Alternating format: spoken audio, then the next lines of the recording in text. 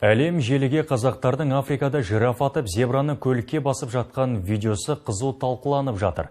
Пікір білдірушілердің басым бөлігі жануарды бір оқпен сұлатып салған аңшының әрекетін айыптады. Дегенмен қолдау білдіргендер де аз емес. Африкада қазақтар не істеп жүр? Кез келген адамның аң аулауына рұқсат етілген бе? Әріптесім Әлішер Өмірзақ сауалдарға жауап іздеп көрді. Very good. You see how good? Very good.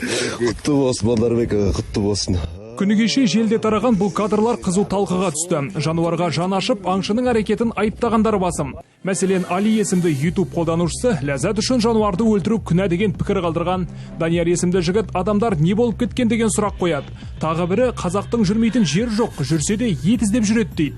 Бекжан болса, зебраның етін жеуге бола ма? Ол ешек тұқымдас емес пе деген сауал қалдырыпты. Аңшының мақсаты да сол етін жеу екен. Бұны өзі зебраның өлі денесін көлікке салып жатып айтты. Ал, 1, 2, 3. 1, 2, 3. Қазысын қартасын жейміз алып.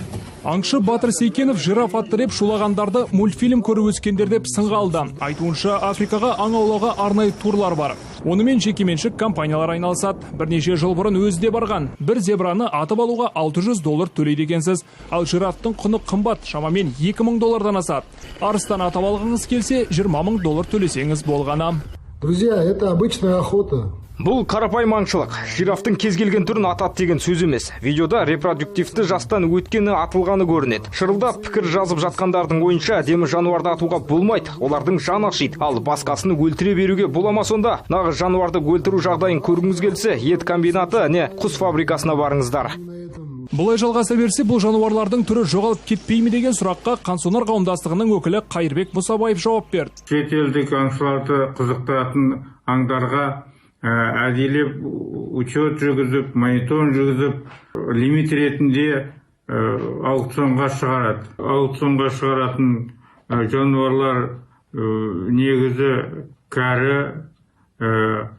әлсіреген, репродукция қатыса алмайтын аңдар. Қайырбек Шақуалиұлының айтуынша, Африкада аң аулау заңды, тек ережеге сай болса болғаны. Түрлі турды ұйымдастыратын жекеменшік компаниялар, олар аңшылардан түскен табысты сол жануарлардың көбеюіне және оларды қорғауға жұмсайды екен. Және мемлекетке де салық төлейді.